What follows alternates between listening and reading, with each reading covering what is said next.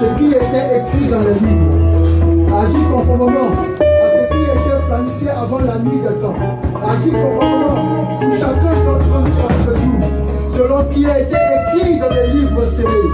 Que ta grâce se manifeste aujourd'hui et que personne ne sorte de cet endroit sans avoir reçu la potion. Tu as dit au Père, que tu viendras et que tu agiras et que ton peuple verra,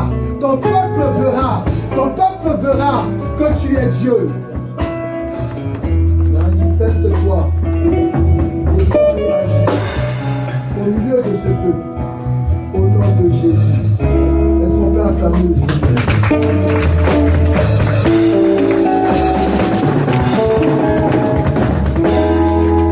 Alléluia. Nous sommes dans le mois de juillet et pour ceux qui étaient présents au Canada, je ne sais pas, mais cette année, cette saison, ne partez pas, il y a un chant que je vais chanter avec vous. Je n'ai pas les paroles complètes. On va les chanter pour l'introduction. Et ce mois de juillet, nous sommes en train de parler de la pluie du ciel. Avant que le mois ne puisse se terminer dans le calendrier des hommes, le Seigneur a passé son temps à me montrer une certaine image. Et bon, aujourd'hui, avec tout ce qui est intelligence artificielle, j'ai essayé d'aller générer un peu ce que j'avais vu. Puis j'ai vu beaucoup de belles images comme ça, en générant ça. Le Seigneur m'a montré comme un ange qui était arrêté dans le ciel. Et puis l'ange là avait comme un récipient. Il a commencé à déverser de l'eau. Et quand il déversait de l'eau, il a commencé à avoir des animaux qui accouraient pour venir s'abreuver à la source. Et puis il y avait du monde qui arrivait. La verdure a commencé à fleurir. C'était très beau. Et quand je regardais cette eau-là, c'était comme de l'eau normale. C'était comme des pierres précieuses qui descendaient. J'ai dit, Seigneur, mais pourquoi je vois cette chose? La vision s'est coupée. Je n'ai pas encore fini de poser la question dessus. Le lendemain, une autre image m'est revenue dans le même sens. J'ai vu l'ange était assis, en train de faire descendre de l'eau, comme en train de nourrir la terre qui avait soif de quelque chose. Et puis j'ai entendu le porteur de la cruche. Et puis j'ai souri, j'ai dit, Seigneur, tu fais bien les choses parce que je sais que cette saison, tu as décidé de me parler selon le langage du ciel. Et je suis très heureux de vous annoncer que ce mois de juillet, nous sommes dans la saison favorable pour que l'ange descende et qu'il arrose nos terres. C'est pourquoi dans la Bible, il y a plusieurs principes. Par la dîme, vous pouvez ouvrir le ciel et faire tomber la pluie. Mais par la prière d'Élie aussi, vous pouvez faire descendre le feu, vous faire descendre la pluie.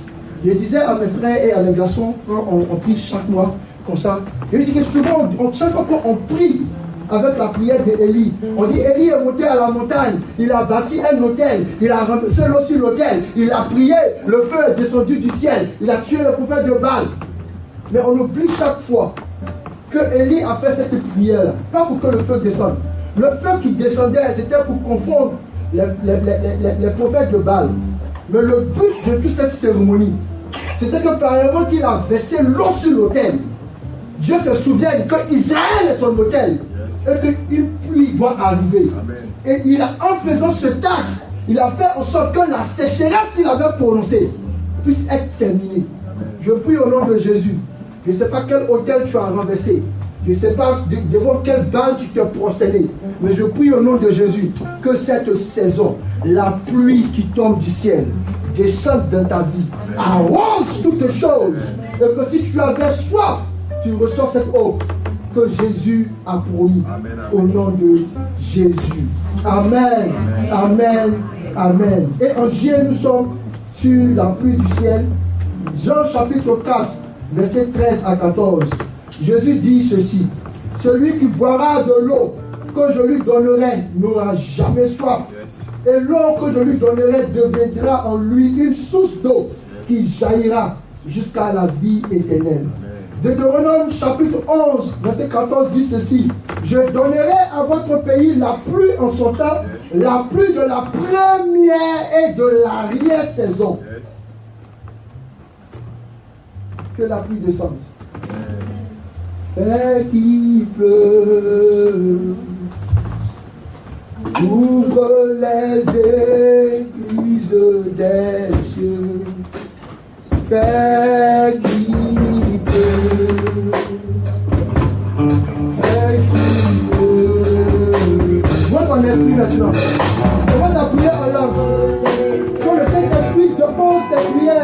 l'autel de Dieu. Mets des projets.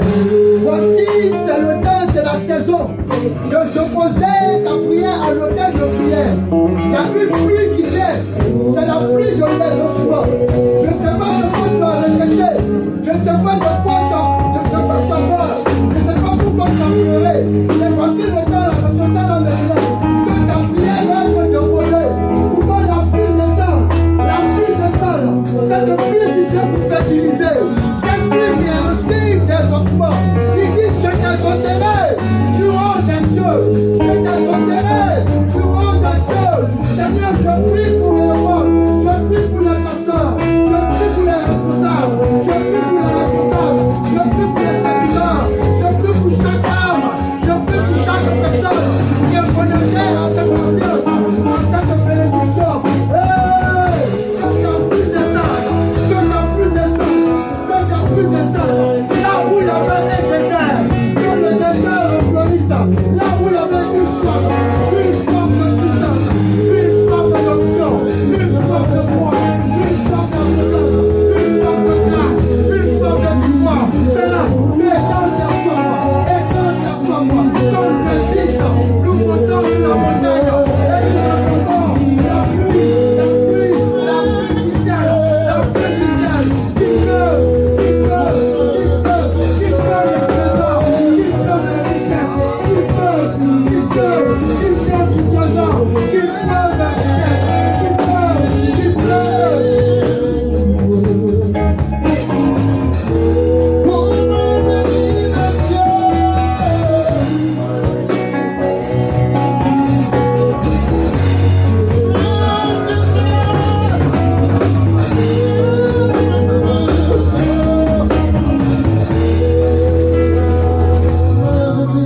je pouvais dire ceci. Et j'entendis une voix aussi puissante comme la voix des grandes eaux. Comme la voix des grandes eaux. L'ange qui a travaillé dans l'œuvre de la création, qui a fait en sorte que la terre puisse tenir. Amabo, Jibeleve, Nika, Hachaïtaba, Bolou, Souvaï, Kedele, Mahukada, Elina, Hila, Yuchide, les Iabo, Maïka, Tata, Zabalo, Zemele, Kiki, Terousa, Yaya, Zeze, Kabou, Souvaï,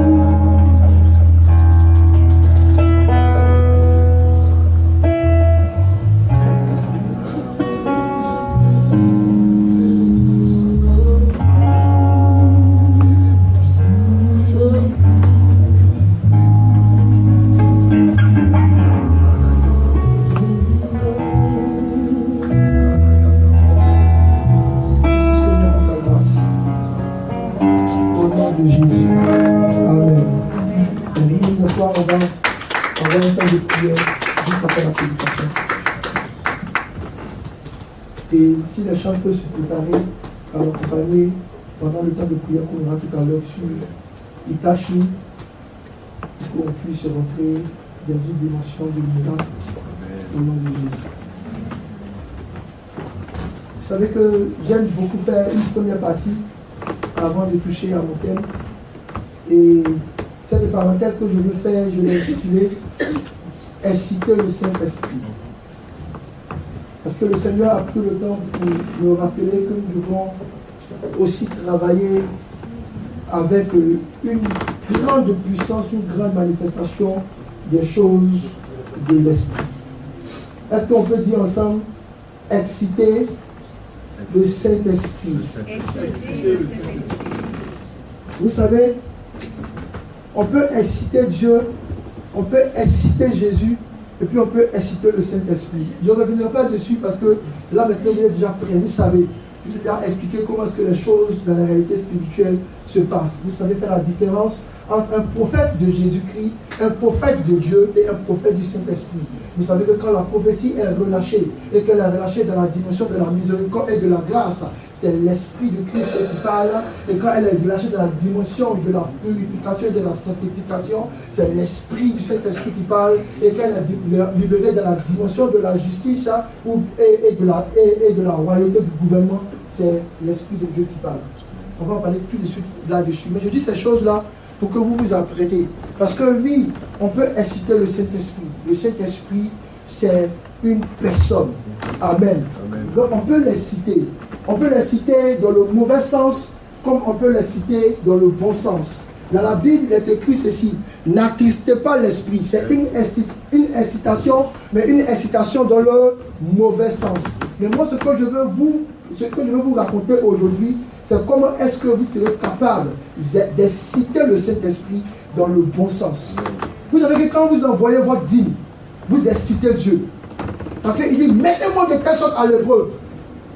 Chaque fois que vous envoyez vos dîmes et vos offrandes, vous incitez Dieu. C'est pourquoi David avait des prières très stratégiques. Il se lève le matin, il sait comment on incite Dieu. Il dit, Seigneur, pourquoi les méchants diront, où est ton Dieu? Dieu dit, qui me cherche? Parce qu'il sait comment il va parler, comment il va prier, et puis Dieu dans tout son... Si vous voulez inciter Dieu, incitez-le sur le trône de la justice. Parce que Dieu n'aime pas la justice. Vous connaissez, ça s'écrit là déjà, d'accord? C'est comme ça que quand vous voyez un prophète rentrer dans la dimension du Dieu gouverneur, de Dieu le Père, il dit tu ne laisseras pas vivre un sorcier ni une sorcière. Dès qu'un prophète rentre dans cette dimension, il rentre dans la dimension du gouvernement, il rentre dans la dimension de la justice. Mon frère, quand il commence à déclarer comme ça, je ne sais pas qui peut contester avec la main de Dieu. Amen. Il faut que vous aussi, dans vos prières, vous sachiez comment est-ce que vous pouvez inciter le cœur de Dieu, inciter le cœur du Christ, et puis inciter le cœur du Saint-Esprit. Mais aujourd'hui, on va parler du Saint-Esprit. Alléluia. Amen. Lévitique chapitre 19, verset 31. Voici ce qui est écrit. Ne vous tournez point vers ceux qui invoquent les esprits, ni vers les dévins. Ne les cherchez point de peur de vous souiller avec eux. Je suis l'Éternel, votre Dieu. J'ai choisi ce verset déjà pour pouvoir justifier une des phrases que j'annonce chaque fois. Le monde des esprits n'est pas le monde spirituel. Le monde des esprits n'est pas le monde spirituel. C'est pourquoi souvent, j'insiste même avec mes garçons pour les dire, oui, le surnaturel n'est pas forcément spirituel. Tous ceux qui sont nés de Jésus, tous ceux qui ont reçu la parole de Dieu, tous ceux qui sont nés vraiment de l'utérus de Dieu, ils ne sont plus nés de la chair, ni de l'âme, ils sont nés de l'esprit. Donc ils vivent une vie spirituelle. Mais ceux qui sont nés de l'âme, du sang et de l'âme, eux, ils vivent une vie surnaturelle. Et ceux qui sont nés du corps de la chair, vivent une vie naturelle. C'est pourquoi il y avait le mystère Adam. Il était d'abord dans la dimension du corps, dans lequel Dieu a soufflé son esprit pour devenir une âme vivifiante. Et maintenant, ce que Dieu va faire maintenant pour qu'il puisse vivre dans la spiritualité. Parce que vous savez, quand Dieu a créé Adam, il n'a pas créé Adam dans le jardin d'Éden. Il a créé Adam en Éden. C'est qu'il a fini de créer Adam en Éden qu'il a pris et il a introduit dans le jardin d'Éden. Donc, il y a des gens qui voient les choses spirituelles, ou bien ils voient les esprits, mais ils les voient en Éden, pas dans le jardin d'Éden. C'est un peu compliqué, c'est vrai? Ça va? C'est bon, on va passer les chats. Tu peux pousser? Ok. Vous savez, avec une livre prophétique. Donc, les esprits doivent s'exister. Voilà. Le fait aiguise le fait. Alléluia. Donc, le monde spirituel, ça n'a rien à voir avec le monde des esprits. Les dévins, ils sont dans le monde des esprits. Mais ça n'a rien à voir avec le monde spirituel. Ok? Et si vous lisez la Bible, vous allez voir qu'il y a plusieurs esprits. Il parle de l'esprit séducteur, de l'esprit du monde, de l'esprit de l'homme, de l'esprit de peur. Enfin, je vous dis que l'esprit, là, on peut le qualifier dans plusieurs formes. Yes. Ok? Amen. Et maintenant, il y a le monde spirituel. Jésus dit, si le monde spirituel, là, qui passe par la porte du royaume des cieux, vous envoyez le dévin le plus sharp, le plus rapide, le plus voyant. Vous envoyez un Balaam certifié 5e génération. Vous le déposez ici. Puis vous déposez un chrétien qui est réellement né de Dieu, qui a vraiment touché et qui a eu le sang de l'esprit. Ce qu'on appelle les arts, le sang du Saint-Esprit. Vous les mettez les dieux, puis vous dites, allez, démarrer. Même s'il vient de naître, ce qui va faire sortir de la dimension spirituelle n'a rien à voir de ce qui va sortir de la dimension naturelle. Amen. Comment est-ce que nous allons inciter le Saint-Esprit? J'ai une belle phrase que je donne aussi souvent, c'est quand vous lisez la Bible, vous voyez souvent Holy Spirit en anglais, vous voyez Holy Ghost, puis vous voyez God Spirit. En français, on va dire, quand vous lisez votre Bible, vous allez trouver. Et il y a des versets, je vais les lire. Bon, on va les lire. On va les lire. Là, pour ça, quand je serai sur la deuxième partie de cette intervention, pour que vous compreniez le secret de l'expression de l'esprit, on puisse passer. On va lire Actes chapitre 2. Donc vous vous asseoir. Actes chapitre 2, verset 36. Actes chapitre 2, verset 36.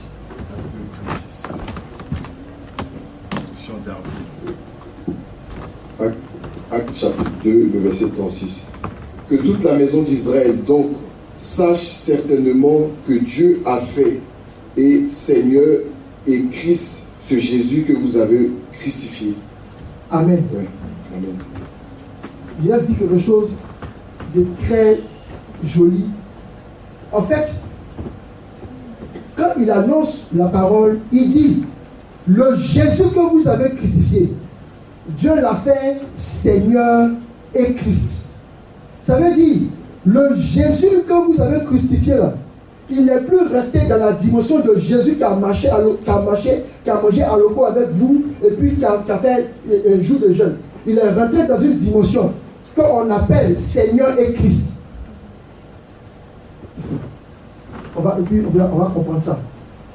Lisons maintenant Actes chapitre 2 et Actes chapitre 16, le verset 7. Actes chapitre 16, le verset 7. Dis, j'aurais besoin de toi.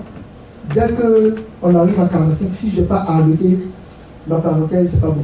Ok, tu m'aides, tu bouges beaucoup. Hein? Actes chapitre 16. Actes chapitre 16, le verset 7. Et étant venu jusqu'à midi, il essayait de se rendre à Béthanie, mais l'esprit de Jésus ne le permit pas. L'esprit de qui? Jésus. Donc vous voyez que le Jésus là, il est devenu un esprit. Les disciples disent, on va aller dans tel endroit. Et puis l'esprit de Jésus les retient. Ça pouvait être l'esprit du Père qui les retenait. Ça pouvait être le Saint-Esprit qui les retenait. Mais là, ils reconnaissent que l'esprit qui est en train de les retenir, c'est l'esprit de Jésus. Yes. Je vais vous causer, je vais vous raconter, si j'ai le temps, un de mes témoignages où, on va voir ça, si ça arrive, on va voir ça. Donc on a l'esprit du Christ, ou bien l'esprit de Jésus. Et la Bible, il y en a beaucoup de versets. Romains chapitre 8, verset 9, Galates chapitre 4, verset 6, Philippiens chapitre 1, 19, 1 Pierre 1, 11. Tout ça, là, vous allez voir l'esprit du Seigneur, l'esprit du Christ, l'esprit de Jésus, l'esprit du Christ, l'esprit de Jésus. Vous avez dit, on est ensemble ici, là. Quand l'esprit se manifeste, là, c'est pas le Saint-Esprit. Et avant d'arriver à la fin, je vous dis la vérité. Tous les chrétiens n'ont pas le Saint-Esprit. Mais je vous dis, on va lire ce qu'on dit, c'est le Saint-Esprit qui a dit. Et puis c'est la Bible aussi qui a dit. Tous les chrétiens n'ont pas le Saint-Esprit. Ça va? Ça va? Alors c'est ça la différence, on va se prouver ça tout à l'heure. Ensuite, il y a le Saint-Esprit maintenant. Le Saint-Esprit qu'on appelle aussi le Paraclet, qu'on appelle le Consolateur. Et le Saint-Esprit, vous le connaissez. La Bible dit que Jésus lui-même, il a été poussé par le Saint-Esprit pour aller dans le désert. Jésus lui-même, il a été revêtu de puissance et d'esprit. Ok? Et il y a beaucoup de versets qui parlent. Souvent, quand on parle du Saint-Esprit, je vois souvent des personnes dire non, le Saint-Esprit a commencé à agir après la résurrection de Jésus. Donc, avant, le Saint-Esprit a toujours existé. On le voit au commencement de la création. Et moi, la partie que je prends pour les justifier, ça, c'est Luc chapitre 2. La Bible dit qu'il y avait un monsieur qui s'appelait Simon qui était convaincu par le Saint-Esprit, pas par l'Esprit de Jésus, ni par l'Esprit de Dieu, non, par le Saint-Esprit, que lui, il ne va pas mourir tant qu'il n'a pas vu Jésus. Maintenant, comment est-ce qu'on fait la différence entre la dimension de Dieu qui se manifeste dans ces trois choses-là? On va le voir au nom de Jésus. Amen.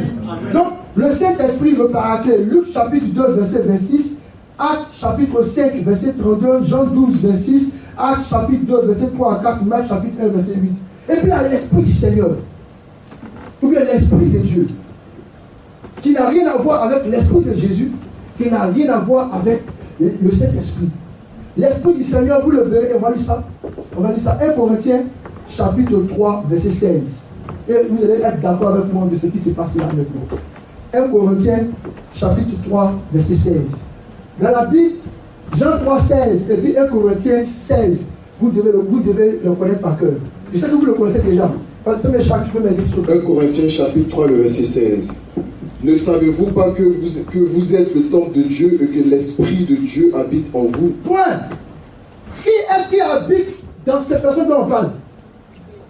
C'est l'Esprit de Dieu. Ce n'est pas le Saint-Esprit. Donc chaque fois, on est là. Oui, nous savons que nous sommes le temple du Saint-Esprit. Attends d'abord. Attends d'abord. Ensuite, c'est pas vous qui avez dit, c'est la Bible qui l'a dit. Lis-la dans toutes les versions. Il dit, vous êtes le temple de l'Esprit de Dieu. Saint-Esprit. Le jour où vous imaginez ça, rappelez-vous de la vision du prophète Ézéchiel. Il s'est levé comme ça, puis il dit, j'ai vu le Saint-Esprit dans le temple. Et puis, il y avait le culte de Baal. Le Saint-Esprit est sorti dans le temple pour aller se mettre dans le lieu très saint. Et puis après, il a quitté le temple pour aller se mettre sur la montagne. Ensuite, il a quitté la montagne et puis il est parti. Bien aimé, en tant que chrétien, ou bien en tant qu'être humain seulement même, nous avons tous reçu l'Esprit de Dieu. Parce qu'en Adam, Dieu a soufflé de son esprit. Donc, quand nous prions pour dire, nous sommes le temple du Saint-Esprit, nous sommes le temple du Saint-Esprit, en fait, nous ne sommes pas le temple du Saint-Esprit. Nous sommes le temple de l'Esprit de Dieu. Parce que nous respirons, parce que nous vivons. Nous avons reçu une portion de l'Esprit de Dieu. Mais le Saint-Esprit pour le porter, le Saint-Esprit pour le recevoir, le Saint-Esprit pour l'expérimenter. Mon frère, ma soeur, c'est un travail minutieux. Yes. Tous les chrétiens n'ont pas le Saint-Esprit. Point. Et en disant tous les chrétiens, je parle de tous ceux qui ne sont pas réellement nés de l'Esprit. Parce que celui qui n'est pas réellement né de l'Esprit ne peut pas posséder les choses de l'Esprit. Yes. On met ça où? Cet esprit, c'est comme du vent. Tu as utilisé quel récipient pour garder le vent? C'est pourquoi le dimanche d'avant, si vous vous souvenez, je vous ai parlé de la nouvelle naissance. Et je posais la question de savoir, quand vous donnez votre vie à Jésus, est-ce que vous avez entendu Jésus vous dire, oui, je prends? Parce que vous pouvez donner votre vie à Dieu, et puis il dit, je ne prends pas. Et le test qui prouve que vous avez le Saint-Esprit, on le verra. C'est pourquoi même les garçons, quand on avait commencé les enseignements ensemble, et que j'ai commencé à dessiner sur le tableau, ils ont dit, ah, c'est compliqué ce que tu dis. Il dit, en fait, c'est parce qu'on n'a pas dit ça à l'église. Il y a une église qui ne sera pas enlevée. L'église du pavis et du lieu saint. L'église qui sera enlevée, c'est l'église du lieu très saint. C'est là que réside le Saint-Esprit. Seigneur, est-ce que j'ai le Saint-Esprit? Est-ce que tu peux faire de moi quelqu'un qui a le Saint-Esprit? Regardez le travail de Jésus pour recevoir le Saint-Esprit. Jésus lui-même. Et je lui ai tapé sur la bouche de mes filles. C'est pourquoi j'ai pris des filles spirituelles. Il a dit, c'est vous, ici vous comprenez. Parce qu'il a dit, non, non, le Seigneur m'a dit, Nathan, tu as pu pouvoir faire un dîner. C'est le moment où il fait le dîner avec toi-même. Donne-moi tout ce que tu veux. Donc chaque fois que je parle à vous, je dis, mes garçons, mes garçons, mes garçons. Mes seules filles spirituelles, ce sont les femmes de mes garçons. Donc le jour où vous allez entendre que papa Nathan a une fille, si ce n'est pas l'exception que j'ai eue par rapport à ma fille d'usine, c'est que papa Nathan vraiment, il y a eu un ange qui est venu. Et puis même si c'est un ange encore, là, il y a un problème. Elle me disait, le Saint-Esprit m'a convaincu, le Saint-Esprit m'a dit, il faut arrêter ça. Arrête ça. Le Saint-Esprit t'a rien dit. Elle était fâchée contre moi. Désormais, il n'y a rien à fâcher les gens. Alors que c'est naturel. C'est pas vrai, c'est pas vrai. On ne se fâche pas pour ça. Tu vois, c'est pas que ça. Si le Saint-Esprit m'a dit, le Saint-Esprit m'a dit, qui t'a dit vraiment, il n'a pas dit encore. Parce que la vérité, quand Dieu parle, il ne se confond pas, puis Dieu n'a pas un esprit de division. Donc si le Saint-Esprit t'a dit quelque chose là, souvent, le Saint-Esprit t'a dit quelque chose là, tu as bien d'ouvrir ta bouche. Moi j'ai appris à ne pas ouvrir ma bouche quand cet esprit me parle. C'est avec difficulté que j'ouvre ma bouche quand cet esprit me parle. Parce que je sais, et on le verra tout à l'heure, que le Saint-Esprit, c'est quelqu'un qui est très sensible. C'est pourquoi Dieu ne donne pas à n'importe qui. Jésus même disait dans la parabole, il dit, la perle précieuse, on ne peut pas le jeter au puceau. Tu regardes ta vie chrétienne, tu es plus qu'un porc. Ce que tu as mangé, ce que tu as vomi, tu es rededans, tu es dedans, tu es Et puis, cet esprit, c'est pas bonbon pecto. Je ne sais pas si vous connaissez bonbon pecto. C'est pas sucette en fait. Pour qu'on le donne comme ça. Ah ça, je suis pas chou. Non. Cet esprit, c'est un don précieux. C'est un don précieux. Qu'un monsieur, qu'on appelle Simon le grand magicien, il est venu, il voulait payer ce don-là avec beaucoup d'argent. Parce qu'avec tout ce qu'il avait, il savait que le Saint-Esprit est quelque chose qu'on ne peut pas acquérir comme ça. Yes. Et quand je vois des personnes, 2 ou 3 personnes, parce qu'ils ont fait une dîme sur 1 an, 2 ans, sans se tromper, ou bien sans oublier un mois, ils se plaignent parce que le mal aussi. Hé, Saint-Esprit, mettons la Bible à jour. Le Saint-Esprit qui est en nous comme dans le temps, je vous garantis, vous vous levez, vous mettez devant le miroir, vous dites Seigneur, dis-moi la vérité. Comme dans le film de Blanche-Neige, miroir, miroir, dis-moi qui est la plus belle. Tu vas entendre textuellement, mon petit, ma grâce te suffit.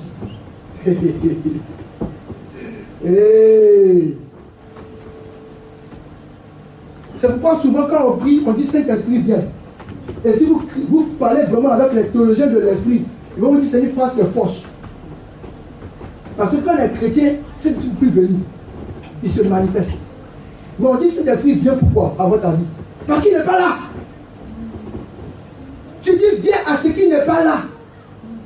Sinon si c'est là, Saint-Esprit vient, descend, il n'y a rien. Saint-Esprit vient, oh, parce que tu sais qu'ici il n'y en a pas. Sinon qu'il y en a là. C'est manifeste-toi. Yahweh, manifeste-toi, Jésus. Parce que tu dis d'ouvrir la porte pour qu'il apparaisse. Oh, j'ai fait rentrer dans un truc là. Alléluia. Amen. Alléluia. Amen. Alléluia. Amen. Donc, pour cette parenthèse, comment inciter le Saint-Esprit? Je voulais vraiment d'abord qu'on se mette tous d'accord. Que quand on parle du Saint-Esprit, on ne parle pas de l'Esprit de Jésus. Quand on parle du Saint-Esprit, on ne parle pas de l'Esprit de Dieu, on parle du Saint-Esprit lui-même. Cette personne sensible, tellement sensible, qu'il est pire que l'âche de l'alliance. Tu l'as touché, secouement, de secouement, volte de volte, ce que tu vas recevoir si tu n'es pas habilité à être dans sa présence. C'est un esprit tellement sensible. Je me suis levé, quand le Seigneur m'avait fait la grâce de revenir à lui, je me suis levé, j'ai couru pour aller prier pour une amie. La prière a fait cette autre chose. Dieu merci, le Seigneur m'a saisi par le col. J'ai senti la main de l'esprit. Il m'a pris comme ça et puis il m'a fait sortir de la maison. C'était pire que pour Joseph. Pour moi, il a la chance même. Puis j'ai arrêté mon taxi, je suis monté le taxi. Dès que j'ai fermé la porte du taxi, je suis enlevé. J'entends le chauffeur en train de parler. Ah, tu as dit non, va où? J'entends. Je lui réponds, mais je ne suis pas là. L'esprit m'a ravi. Parler mal de parler mal. Il m'a réprimandé. J'étais là, je dis, mais je peux te sauver une âme. Mais sa voix était tellement autoritaire que j'étais comme ça, dans le taxi. Quand on est arrivé devant ma porte, l'esprit m'a lâché. J'étais triste. Vous savez ce qu'il a fait? Je vais donner ce secret. J'ai couru chez mon frère, pasteur Hervé, le pasteur à CRC. J'ai couru chez Hervé, dit, Hervé, écoute-moi. Il dit, écoute-moi, parce que le gars, si t'a attrapé. Il dit, qu'est-ce qu'il a? Il dit, prie d'abord. Dis-moi que tu me pardonnes. Parce que la vérité, si un homme vous pardonne, même Dieu lui-même n'est pas qu'elle ne va vous pardonner. Ça, c'est le principe biblique.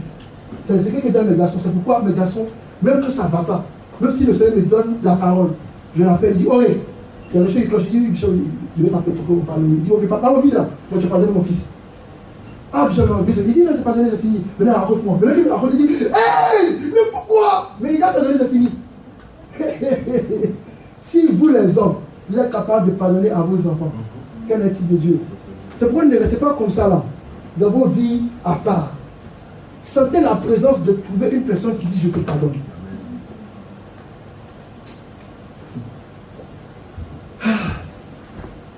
Sentez la présence. Le deuxième étude qu'on va faire, c'est Éphésiens chapitre 4, verset 30. Elle dit ceci: n'attristez pas le Saint-Esprit de Dieu. Donc là, on vous fait maintenant la phrase où vous dit qu'on parle du Saint-Esprit. Amen. Amen. Par lequel vous avez été scellés pour le jour de la rédemption. C'est là qu'on parle du sceau et des arts de l'Esprit. Et beaucoup de chrétiens, malheureusement, n'ont pas été scellés par le Saint-Esprit. Ceux qui ne sont pas scellés par le Saint-Esprit, c'est compliqué pour eux. Donc, c'est dans l'église maintenant, après les avoir arrachés de la destinée du diable, les remettre dans la destinée que Dieu a prévue pour eux. On va maintenant les enseigner jusqu'à ce qu'ils aient le certificat, le cachet, qu'on ne peut plus enlever. Amen. En fait, le Saint-Esprit ne peut pas accepter des choses. Le Saint-Esprit est l'esprit de foi. Dès que vous doutez et dès que vous êtes en manque de confiance, le Saint-Esprit est triste. Yes. Un monsieur comme ça, qu'est-ce que tu peux venir à lui? Un monsieur qui te dit, maintenant, par la grâce, il veut d'avoir les 5 000 € dans un nouveau contrat. Saint-Esprit, il est marché, vas-y. Tu sais bien que vous n'avez pas habité toi. Est-ce que vous pouvez habiter à une femme qui bouge tout le temps? Ou bien un ami qui se plaît tout le temps? Non, c'est compliqué. Mais le Saint-Esprit, parce qu'il est l'esprit de la foi. Demandez à Moïse, il a glissé un peu seulement. On dit, tu n'es pas Canaan. C'est ta chance. Non, tu vas mourir tout de suite ici. Parce que cet esprit-là, il est consistant. Moïse dit, nous, on ne va pas partir tant que tu n'es pas avec nous. En fait, Moïse disait, j'ai vu les anges que tu as mis devant et derrière. Je comprends qu'ils portent ta présence. Mais nous, là, on veut le Saint-Esprit en nous. Dieu dit petit, c'est que tu demandes là. C'est pas bon. Parce qu'il va vous tuer. Tu comprends ça? Il dit, si il t'accorde le Saint-Esprit, il va te tuer.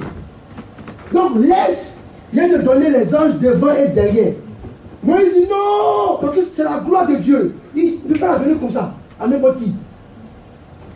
Et le jour que Dieu a accepté, Moïse faisait beaucoup d'erreurs. Il n'y avait pas de problème avec le petit Dieu, mais le jour où il a fait petite erreur, on dit éliminer. C'est difficile de le porter, mais c'est aussi précieux de l'avoir. Donc quand vous avez le Saint-Esprit en vous, vous ne pouvez pas douter. Dites-moi, comment vous me levez, moi, il y a des jours, je doute même que le soleil s'est levé. Tellement même, j'ai plus confiance au monde. Donc, c'est le Seigneur dit quoi? Il va dire à mon rapport, ok, on se tient, moi je ne veux pas dire les gens comme ça, allez, il s'en va. Il est tellement sensible que si tu manques de foi, il est parti. Tu manques de confiance, il est parti. Tu manques d'assurance, il est parti. C'est pourquoi dans la Bible, ce qu'on nous donne, c'est les fruits de l'esprit. Pour que par la foi, la persévérance, l'amour, ces fruits-là sont déposés sur un plateau. Vous voyez l'image avec moi. Et puis le Saint-Esprit va descendre dans le temple pour venir se nourrir. Et c'est qu'il va venir manger comme un piège. En fait, Paul, qui connaît le mystère de la Bible, il nous montre comment on capture le Saint-Esprit. Cet esprit, c'est comme un oiseau, mais il se nourrit de fruits propres, il se nourrit de l'amour, de la joie. Et maintenant, il faut l'emprisonner. Donc, pour que tu puisses l'emprisonner, tu ouvres ton corps, tu ouvres ta vie, puis tu mets les fruits de l'esprit dedans. Et puis, quand lui, il décolle, il plane, quand il a dit, tu fermes la cage. Mais attention, si les fruits viennent à manquer, c'est un oiseau qui mange beaucoup. Ça veut dire que Dieu est le consommateur et le rémunérateur de notre foi. Donc il doit toujours avoir du fruit. Sinon, ce qui va se révolter, la cage va se couper. Et c'est quand la cage va se couper que vous voyez les hommes de Dieu qui sont puissamment disparaître de sa part. Parce que le fruit a commencé à disparaître. Surtout le fruit de l'orgueil. Parce que Dieu demande l'humilité. C'est ça, moi j'ai l'humilité, il est avec toi, il travaille avec toi. Et tu oublies de mettre l'humilité dans ta vie. Tu es orgueilleux. Un matin, il se revoit dans la cage. Et quand je parle de la cage, je parle de la cage thoracique. Quand il se revoit dedans, il fait bon. Et puis tu es mort. Et je connais l'histoire de plusieurs hommes de Dieu comme ça qui sont morts. Simplement parce que cet esprit, en tant que ce oiseau, cet esprit qu'on capture avec le don spirituel, n'a pas trouvé en eux le fruit de la patience, le fruit de la bonté et surtout, le fruit de l'humilité. C'est pourquoi je dis à mes garçons, je ne peux pas mourir avant le temps que j'ai ma manière de servir Dieu dans un certain principe. Au nom de Jésus. Amen. Le Saint-Esprit aussi, c'est l'esprit de grâce. Et le Saint-Esprit, en tant que l'esprit de grâce, il est contre tout ce qui est un manque de gratitude, tout ce qui est un manque d'action de grâce. Comment tu peux être chrétien, dire que tu as le Saint-Esprit et tu manques de reconnaissance, tu manques d'agir dans l'action de grâce? Tu as que cet esprit. Bien aimé, tu n'as pas. Ça fait mal. C'est direct, je comprends. Mais c'est vrai. Parce que c'est l'esprit de la grâce. On trouve en toi aucune action de grâce. On trouve... Oh. Le Saint-Esprit, c'est l'esprit de sainteté.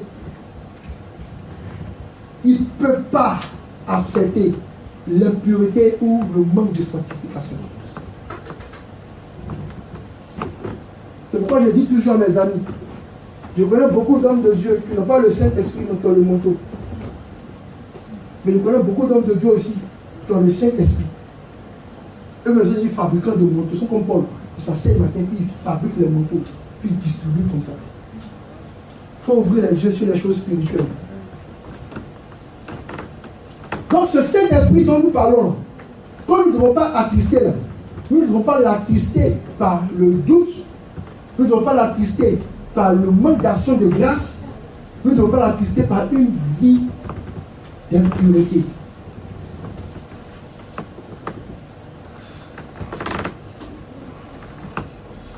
Je voulais lire l'histoire de Ananias et Saphira pour vous montrer exactement comment est-ce qu'on attriste le Saint-Esprit. Vous connaissez cette histoire. La Bible dit qu'il y avait Ananias et Saphira qui étaient deux personnes qui avaient répondu à la parole de Dieu pour apporter les offrandes aux pieds des apôtres. Un matin, Ananias et Saphira se sont consultés. Moi, j'ai fait une prédication où il dit soyez un bon couple comme Ananias et Saphira.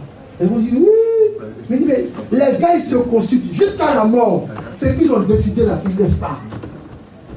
Mais ça, je vais vous le redonner une fois. Parce que la Bible, en fait, quand vous la lisez, et je le dis aussi à un ami qui est pasteur, souvent, nous, on voit la fin. Mais ce n'est pas la place des personnes là. Si vous vous mettez à la place de ces personnes-là, vous allez voir qu'il y a encore des leçons à tirer. Donc, Ananias et Saphira, ils décident d'envoyer de l'argent. Et en envoyant l'argent, il dit c'est tout ce que ça a répondu. Et voici ce que cet esprit va nous montrer de cette histoire. Premier élément qui attise le Saint-Esprit. Cet esprit n'aime pas un esprit qui conteste. Dès que tu contestes, le Saint-Esprit, il n'aime pas. Il a dit à Moïse, il faut circoncire ton enfant. Il a commencé à tuer, il a tombé sur lui. On dit, voulant le tuer. L'Esprit de Dieu tomba sur lui la nuit, voulant le tuer. C'est cet esprit-là. Hey, Seigneur, fais-moi voir ta grâce. Vous comprenez pourquoi je me dis, Seigneur, ta grâce est ta faveur, parce que je sais que gars là. Et cet esprit, c'est un moussi, hein. C'est un gars. Non, c'est un gars.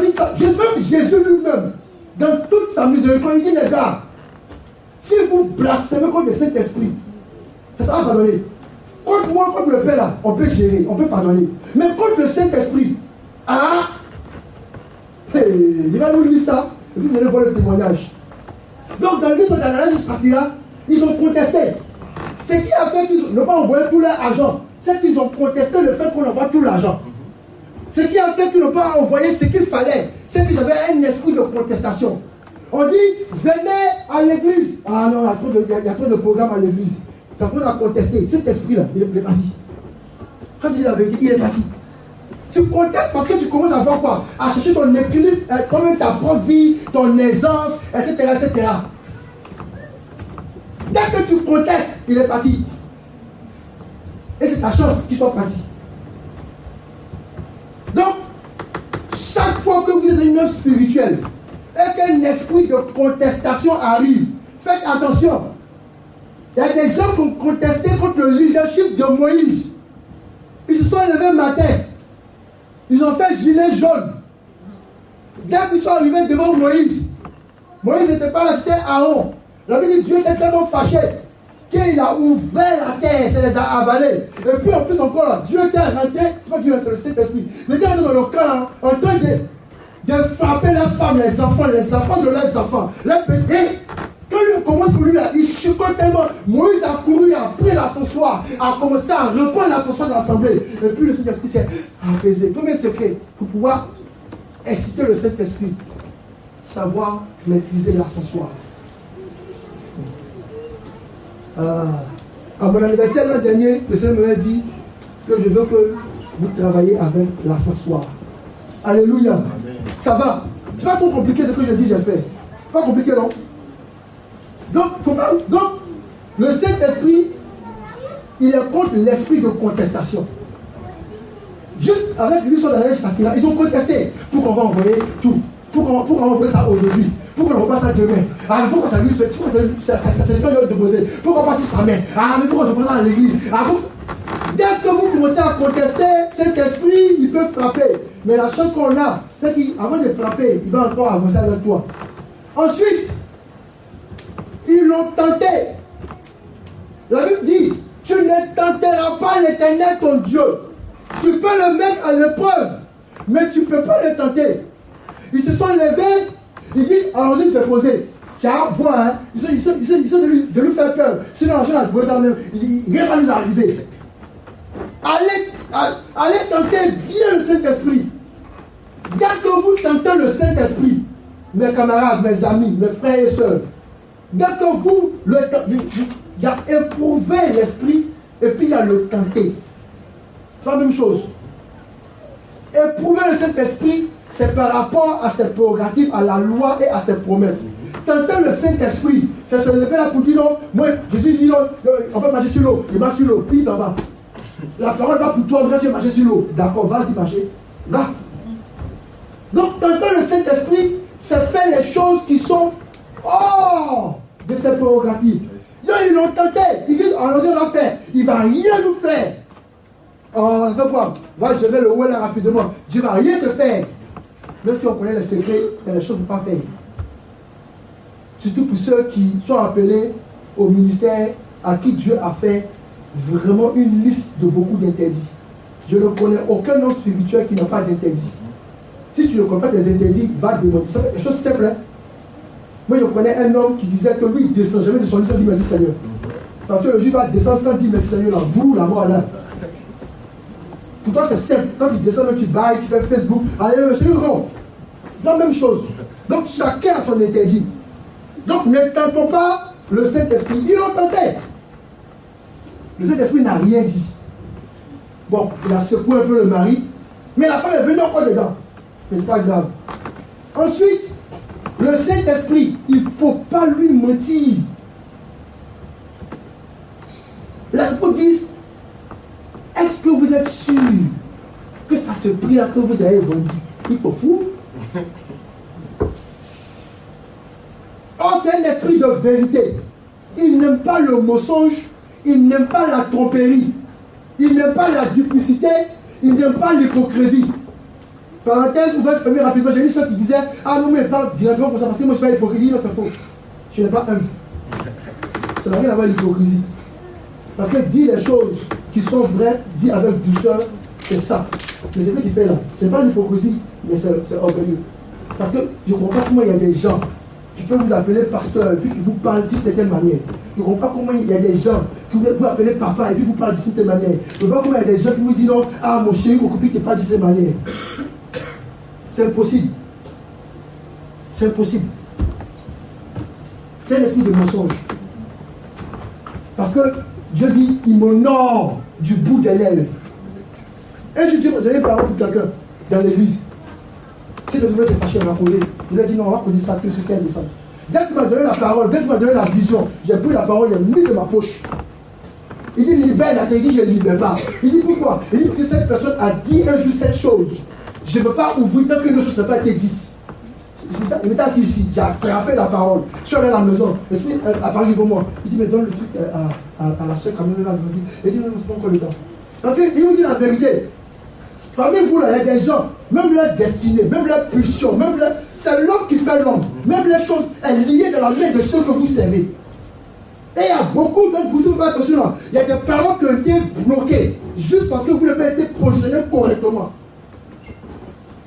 Demandez à Esau, même s'il a vendu sa bénédiction à son frère, c'est parce qu'il a désobéi à son père, que son père n'a pu être capable de le bénir en deuxième bénédiction. Sinon, normalement, la bénédiction n'en fait pas dans le ciel. Même bénédiction de Jacob, là, je peux poser ça sur la vie d'Esau, il n'a pas fait. Demandez à Isaac, il sait tout ce qu'il a fait. Donc faites très attention, on ne ment pas. Le mensonge, la tromperie, l'hypocrisie, les petites choses comme ça là, ça attise dans cet esprit, et puis c'est bouclé, c'est verrouillé sur toi, c'est fini comme ça. Et il y a beaucoup de gens, malheureusement, qui vont aller dans la vie. Parce qu'une parole n'a pas été relâchée sur eux. Ils ont toute l'énergie qu'il faut, mais il y a quelque chose qui manque. Je ne sais pas si vous savez ça. Moi, je me rappelle, dans toute l'euphorie de l'esprit que j'avais reçu de toute ma jeunesse, je priais, les gens avaient cancer et guérissaient. Je partais dans les veillées, j'avais la vision. On m'appelait, on me convoquait pour ça. J'ai commencé à faire les cellules de prière. On disait, ah Nathan, l'onction. J'ai commencé, un jour, mon père m'a appelé. Il m'a dit, Nathan, je veux que tu rédiges une lettre. Les gens, j'ai pas le temps. Et après ça, c'est plein, oh, ça, c'est la même façon. Je suis parti. Hey, j'étais au culte. Le gars devait venir annoncer offrande. Il est rentré en prophétie directement. Le Seigneur dit, honore ton père et ta mère. C'est vrai que ce n'est pas le sujet de l'offrande. Mais le Seigneur me dit qu'il y a une personne ici. Dieu m'aimait tellement qu'il voulait me sauver. Tu ne peux pas, malgré toute l'onction que tu as, parler d'une certaine manière à quelqu'un qui t'appelle Daddy. Hey, Shabalo, Valé, Bekoto, Fili, ici, Abalo, Shabalo, Filo, Fobali, Kala. Tu ne peux pas. Dès que tu le fais, en fait, au départ, il disait que c'était la France. Au départ, il disait que c'était un problème d'éducation. Mais finalement, ce n'est pas ça. C'est le manque du Saint-Esprit. Parce que l'Esprit connaît les choses de l'Esprit. Et il honore forcément les choses de l'Esprit. Et qu'il a donné cette prophétie, je suis allé à la maison. Ma gorge était serrée. Dieu, il devait faire concourir toutes les circonstances. Il devait faire en sorte que mon papa se soit dans la chambre et allait m'excuser ce jour-là. Non. Dès que je ouvrais la porte, mon père était assis. Il était assis avec beaucoup de ses amis. Et puis à l'époque aussi, il y avait beaucoup de nuits. Non. Les gens étaient chargés. Il dit bonjour papa, bonjour maman. Maman m'a regardé un peu boudé. Les gens s'attendent à passer. Puis dès qu'ils m'ont bien passé, c'est ce qu'il revient. Il dit cet esprit qui m'a fait, ça se passe bon. Il descend. sont descendus. Ils étaient parlé en train de manger. J'ai dit, papa, je voudrais m'excuser pour ce que j'ai dit. Mon fils, je t'ai pardonné. Il y a quelque chose qui était sur moi. C'est quitté un coup comme ça. J'ai ressenti une petite onction. C'est que j'ai fait à la prière à 16h. Oh! Et c'est pour ça que je prophétisais pour quelqu'un. Je lui ai dit, tu dois voyager. Il m'a dit, non. Il dit, mais tu caches pourquoi? Tu as fait les papiers et tu as posé à l'ambassade. Il dit, non. Il dit, pour ton papier, là, je prends. Et c'est comme ça que j'ai pris ma parole à l'aise. C'est pour ça que j'ai arraché le truc de quelqu'un qui le voyageait avec.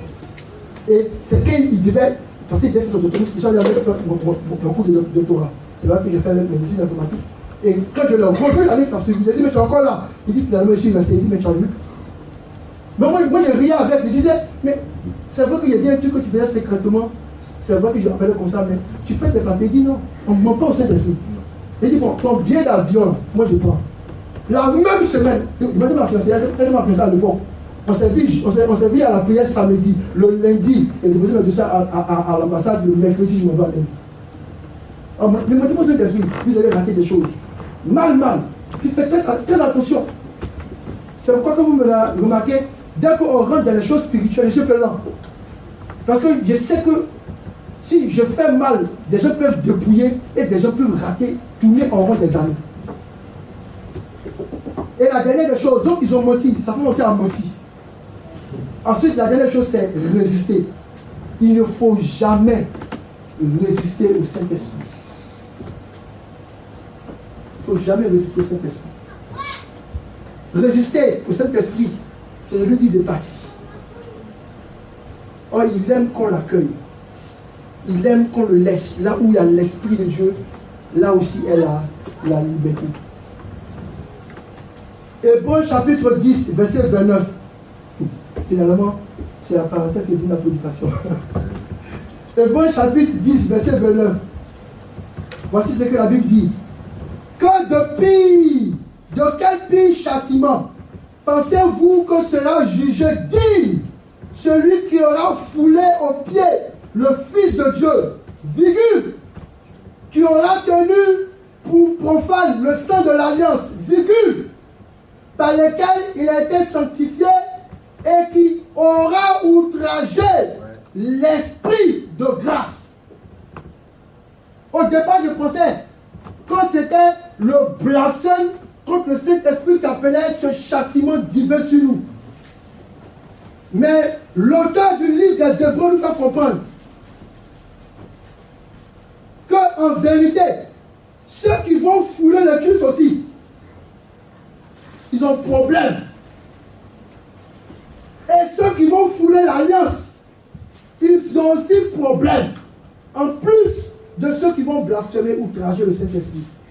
Bien aimé, le Saint-Esprit est sensible. Et les gens ont un peu peur qu'on parle du Saint-Esprit. Mais attention, c'est pourquoi le Président lui disait, Jésus aussi, c'est l'Esprit de Jésus. Si tu t'es amusé, ça fait partie derrière. Dieu, c'est encore plus grave.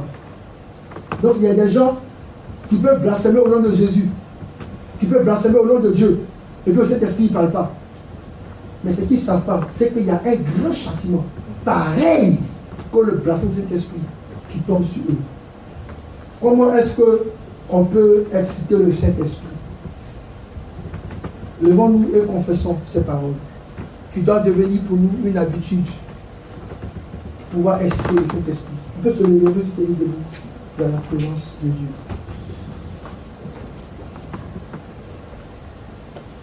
On va commencer en anglais, puisque c'est venu en anglais, et puis on va le traduire en français. Répétons ensemble, Holy Spirit, avec beaucoup de force, d'énergie. Holy Spirit, I welcome you. Holy Spirit, I welcome you. Saint-Esprit, je t'invite. Saint-Esprit, je t'accueille. Saint-Esprit, je t'invoque. Saint-Esprit, je t'accueille. Holy Spirit, I trust you. Holy Spirit, I trust you. Saint-Esprit, j'ai confiance en toi. Saint-Esprit, j'ai foi en toi. Saint-Esprit, j'ai confiance en toi. Holy Spirit, I love you. Holy Spirit, I love you. Saint-Esprit, je t'aime. Je t'aime. Je t'aime. Je t'adore. Je te considère. Je t'honore. Je te sanctifie. Saint-Esprit, je t'aime. Amen. Asseyez-vous. On va courir maintenant. Il m'a dit, celui qui dira, Holy Spirit, I welcome you. Saint-Esprit, je t'invite. Parce qu'il dit, je me tiens à la porte et je frappe. C'est plus Jésus qui fait ça. Celui qui entend ma voix et qui m'ouvre, je rentrerai chez lui, je souperai avec lui et lui avec moi. Tous ceux qui sont prêts à accueillir l'Esprit, à inviter l'Esprit, vont commencer à l'exciter. Il y a une parabole qu'on va regarder à l'envers. On lui dit qu'il y avait un jeune homme, la nuit, qui sortait. Il marchait dans la rue. Et puis il y avait une prostituée dans le coin de la rue qui s'est mise sur la rue, qui lui a dit, jeune homme, où tu vas? Il dit, non, ma femme n'est pas là, je rentre. Elle dit, viens ici, prends du temps avec moi. Et elle lui dit, il était devenu fou comme un blanc qu'on amène à l'abattoir. Elle a commencé à suivre la prostituée. C'est pour ça que vous devez séduire le Saint-Esprit.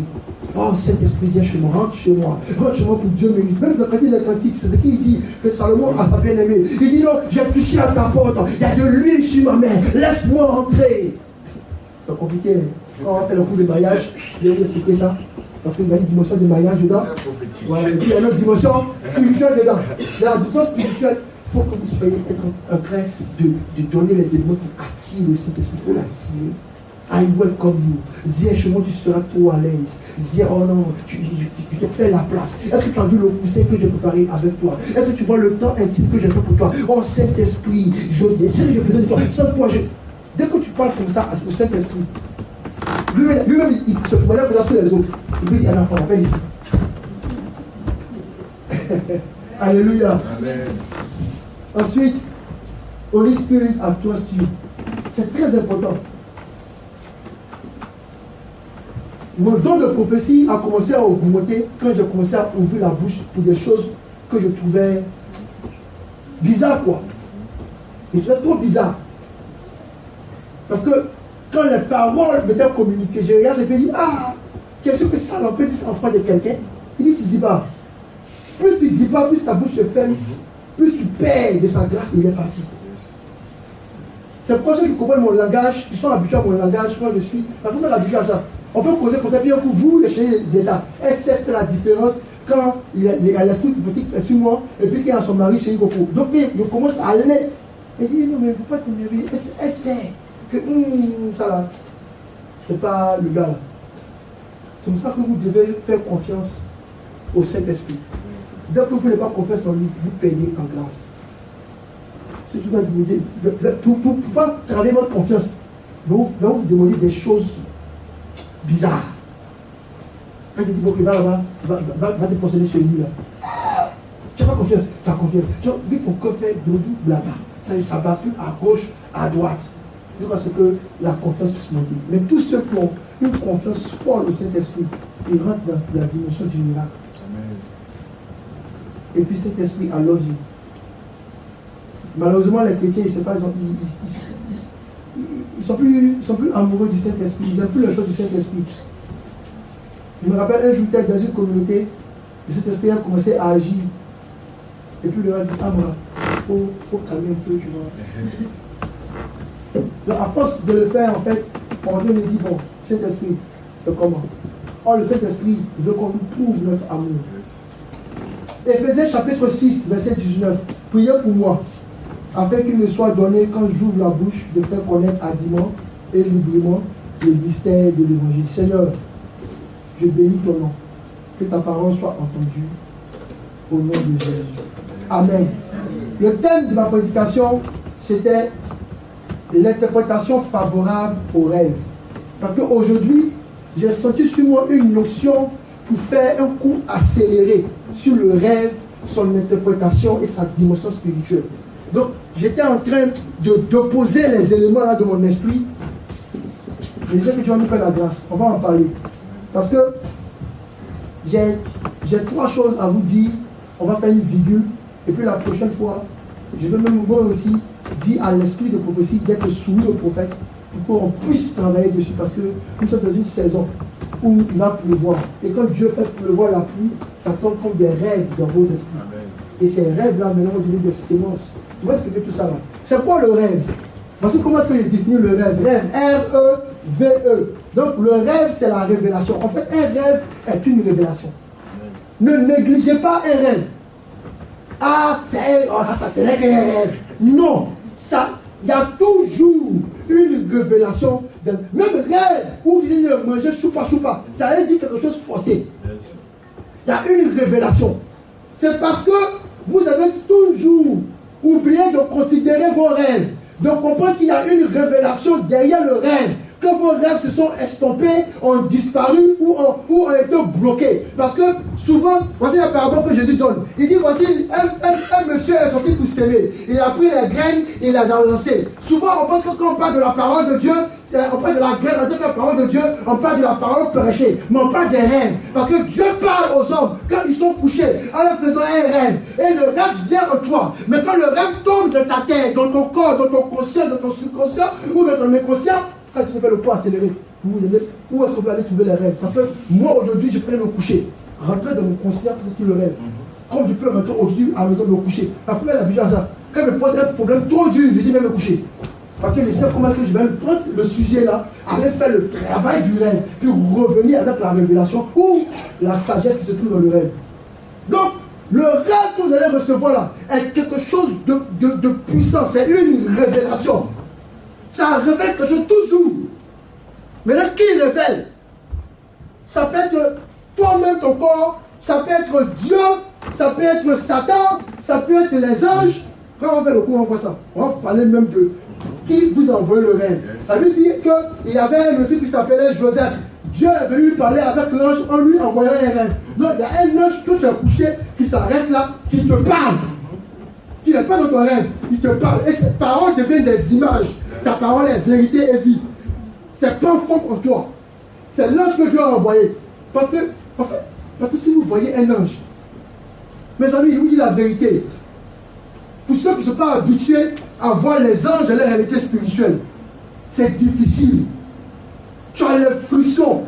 Il y a un jour, il a fait ma crise cardiaque à cause d'un ange. Je lui ai dit, hey, toi, tu n'appelles plus ici. Parce que son positionnement, son réellement, c'est compliqué.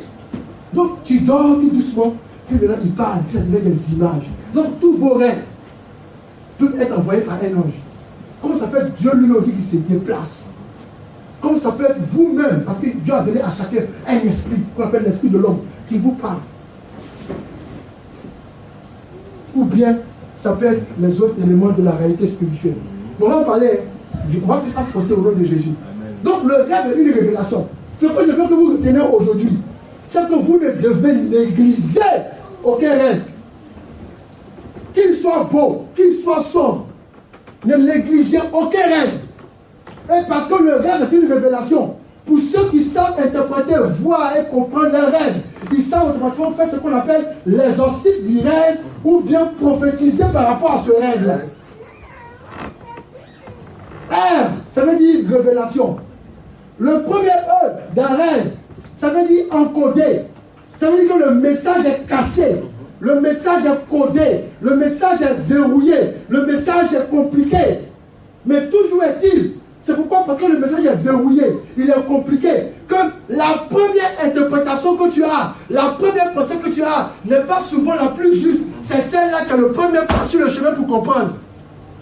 C'est pourquoi je dis à mes amis, parce que quand je suis à l'école des rêves, parce que j'enseigne en fait sur l'interprétation des rêves, quand je leur dis, la première interprétation que vous avez, ne l'oubliez jamais, ça nous permet automatiquement d'avoir le premier pied où on va aller. Mais il y a des gens qui oublient. Et là, tu peux dire dans le prophétique ou bien de la parole de connaissance pour aller chercher plus de. C'est un peu long. Mais le rêveur ne doit pas oublier la première interprétation. Parce que c'est encodé. C'est grâce au premier sentiment, à sa première compréhension là, que le rêve va se déployer, va s'ouvrir. Mais ce n'est pas encore le message. C'est pourquoi tous vos rêves ont besoin d'être interprétés. Tous vos rêves. Un jour, je disais à un ami que Joseph a rêvé. Le rêve là, lui-même il a compris, mais il sait que non, ça a besoin d'interprétation. C'est pourquoi il allait demander à ses frères et à son père. Parce que quand on prêche, on prend plusieurs parties. Et j'aime beaucoup ça. Parce qu'on dit non, parce que Joseph vous dit, toi arrogant, les rêves les pouvait cacher pour les demander. Non, c'est vrai, il est trop naïf. On peut se projeter comme ça. Mais en réalité, aussi, quand je parle de des rêves, c'est qu'il faut comprendre l'attitude de Joseph. Joseph sait qu'un rêve, il est encodé et la première signification n'est pas celle qui est vraie. C'est pourquoi Jésus, quand il parlait chaque fois, il disait en vérité, je vous le dis. La première signification que vous avez, c'est en vérité. Mais ce n'est pas en vérité. Parce que dans votre vérité que vous avez quand vous vous réveillez, il y a une autre vérité que vous devez avoir pour changer votre vie. Alléluia. Amen. Donc le message est encodé. Vous avez besoin d'avoir les clés pour les déverrouiller. Souvent c'est 3 clés, 4 clés, 5 clés. Je parlerai de ces clés-là aussi, au nom de Jésus. Amen. Ensuite, le fait d'un rêve, c'est vérité. Parce qu'un rêve ne ment pas. Aucun rêve ne ment. Que ce soit Satan qui a parlé, que ce soit Dieu, que ce soit le monde, aucun rêve ne ment. Le rêve présente une vérité. C'est vrai, elle est encodée, elle est distordue, mais c'est une vérité. C'est pourquoi Dieu fait la grâce à beaucoup de personnes de ne pas rentrer. Moi, il y a des personnes, dès que j'écoute les rêves, avant que j'ai fini l'interprétation, j'ai déjà la vérité, même si ça prend vie. Ouais. Parce que l'homme, il laisse ce qu'il pense, il laisse ce qu'il dit. Et dans un rêve seulement. C'est pourquoi faites attention, parce que c'est une révélation. De ne pas la laisser être touchée par n'importe qui. C'est un trésor. C'est pourquoi ne laissez pas n'importe qui toucher à vos rêves. Parce que toutes les paroles qu'on dira sur un rêve deviennent prophéties. C'est pourquoi en Israël, on dit dès que ton rêve est interprété par le mauvais œil ou la mauvaise main, fais attention à lutter contre cette prophétie. Tu vas rêver de... Oh. Une année, il y a une femme qui m'a écrit. Elle me dit, j'ai fait un rêve, j'avais un œuf blanc dans ma main. J'ai dit, madame, arrêtez de me raconter le rêve. Je vous donne la réponse directement. Faites attention. Vous êtes en train de partir dans une attaque, mais en vérité, il y a un esprit de mort sur vous. Elle dit, pourquoi vous avez tout ça? Elle dit, mais parce qu'en fait, j'ai vu un œuf dans ta main. L'œuf n'est pas protégé. Dis-moi maintenant, qu'est-ce qui s'est passé? Elle dit, j'ai perdu ma fille. Très jeune, elle est morte. Et on m'accuse d'être celle qui n'a pas protégé ma fille. C'est parce que c'est pourquoi dans le rêve, l'œuf de votre main, il n'est pas protégé. Donc votre conscience dit que c'est de votre faute si votre œuf a été froissé. Parce que comme une poule, il faut couvrir l'œuf. Mais en vérité, la vérité de du rêve, c'est que vous là maintenant, vous êtes attaqué. Et il y a un esprit de mort sur vous. Ça c'est l'interprétation prophétique. Parce qu'on va parler de différents types d'interprétation des rêves. Il y a l'interprétation prophétique. Il y a l'interprétation séculière, il y a l'interprétation directe, il y a l'interprétation... Oh, on va parler de tout ça au nom de Jésus. C'est une vérité de rêve. Et le dernier E, c'est un gros mot. Parce que la deuxième école que nous avons dans le code des rêves s'appelle esprit. Esprit pour dire épisodique, mais c'est long. On va utiliser un mot simple, énigmatique. On va utiliser énigmatique. Parce que le rêve aussi, c'est une énigme. La Bible dit que la gloire de Dieu, c'est de cacher les choses. Et la gloire des rois, c'est de les découvrir. Donc souvent aussi, il y a des petites énigmes dedans. Et ces énigmes-là, c'est ce qui fait en sorte que quand vous donnez votre rêve à quelqu'un qui n'est pas autorisé à l'interpréter, à cause de l'énigme qui est dedans, il se trompe. Je me souviens de plusieurs rêves comme ça qu'on m'a raconté. La personne partait dans un sens, c'était trop direct. Il dit non, mais attention, il y a un petit caillou là, qui est là. Ce petit caillou là, ça fait 2 fois que tu en parles. Non, c'est pas grave. Il dit non. quand tu lis le rêve, Dieu laisse toujours un indice, une énigme. Tu vois, tu peux te dire, ah, j'ai vu une fausse piste pour le diable et j'ai vu une bonne piste pour ceux de Dieu. C'est pourquoi, au nom de Jésus, je vous donne la définition maintenant longue. Donc le rêve, c'est la révélation encodée de vérité énigmatique. Yes. Ensuite, donc on ne pourra pas faire ça, mais je vais vous inviter à lire les 2 textes de base. Parce que Méchant, tu peux m'aimer s'il te plaît. On va se tenir debout. La lecture de la parole de Dieu aussi est plus importante que le commentaire ou la prédication. Genèse chapitre 41, versets 14 à 16. Genèse chapitre 41, versets 14 à 16. Genèse chapitre 41, versets 14 à 16. Et je lis dans la version d'Arby.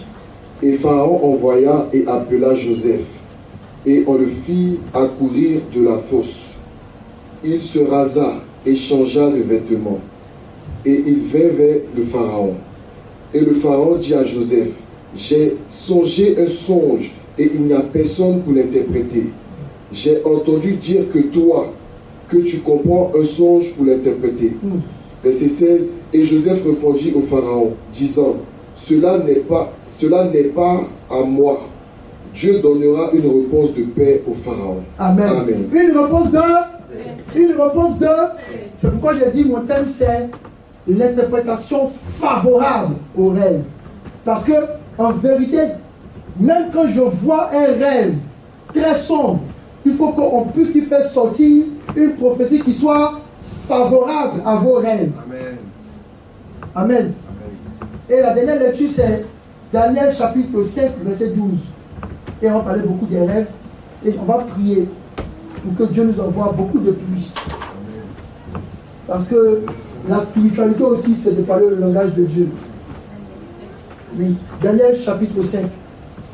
5, verset 12. Daniel chapitre 5, verset 12. Et je vais m'arrêter là. Je lis la parole du Seigneur. Daniel chapitre 5, le verset 12.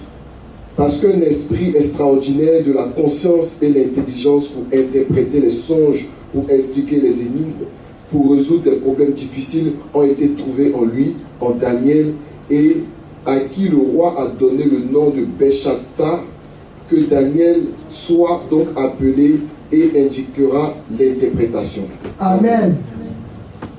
Vous comprenez avec l'histoire de Daniel qu'il y a un esprit que Dieu accorde pour pouvoir jouer avec cette énigme.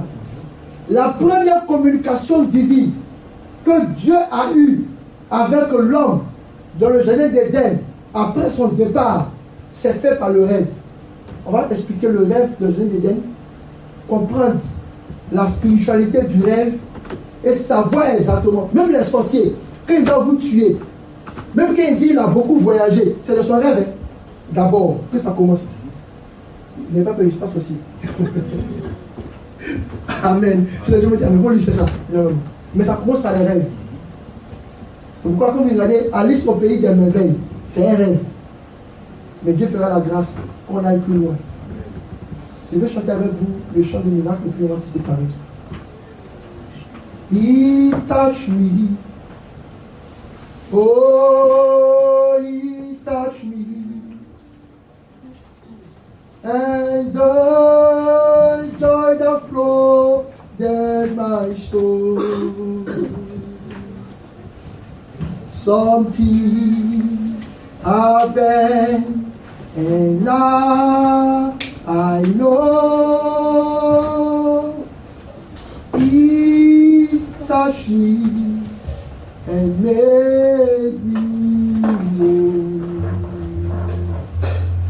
Something happened, and now I know He touched me and made me whole. Oh, He touched me. Oh, He touched me. He touched me. And joy that filled my soul.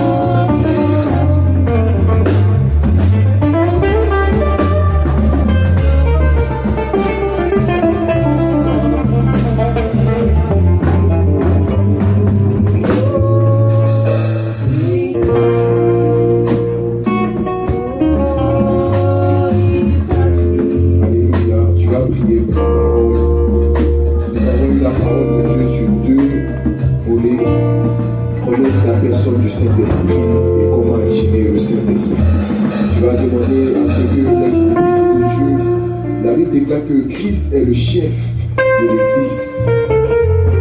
Et pour attirer, pour qu'il puisse avoir ce jeu entre toi et le Saint-Esprit, tu vas demander à ce que la parole que tu as entendue en ce jour puisse porter du fruit et que Dieu puisse ouvrir une porte et puisse te montrer un chemin afin que l'Esprit de Dieu vienne se nourrir dans ton cœur, dans ton âme.